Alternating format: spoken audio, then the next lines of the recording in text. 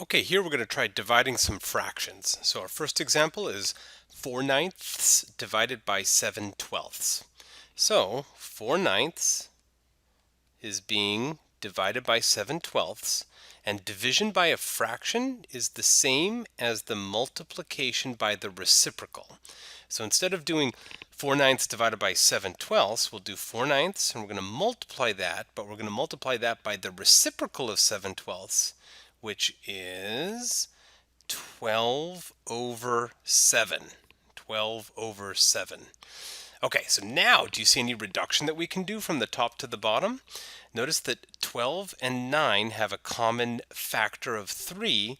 So if we divide 12 by 3, we get 4. And if we divide 9 by 3, we get 3.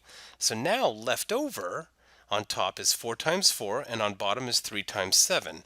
4 times 4, 16. 3 times 7, 21. So that is the final answer. Sorry, I don't know what happened at the pen there. A little bit jazzy. Okay, next one. 5/8 divided by 11/12. So again, just like before, we're going to keep the 5/8. We're not going to change that at all. But instead of dividing by 11/12, we will multiply by the reciprocal. So flip that over, and we're going to multiply by 12 over 11. Okay, any common numbers that go into the top and the bottom here? Let's see, the 8 and the 12 this time have a connector. And let's try gray this time. So 4 is the number that would go both into 8 and into 12. 12 divided by 4 is 3.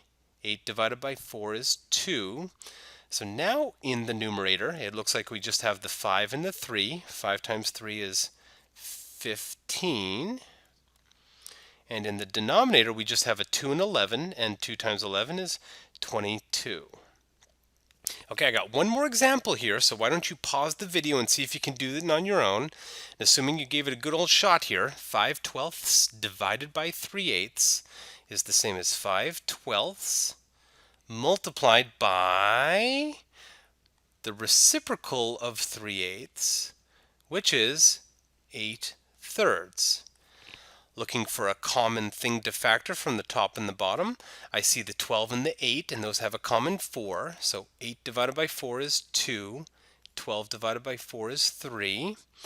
And therefore, left over on the top is 5 times 2, yielding 10. And on the bottom is 3 times 3, which becomes a 9. So the final answer here would be 10/9.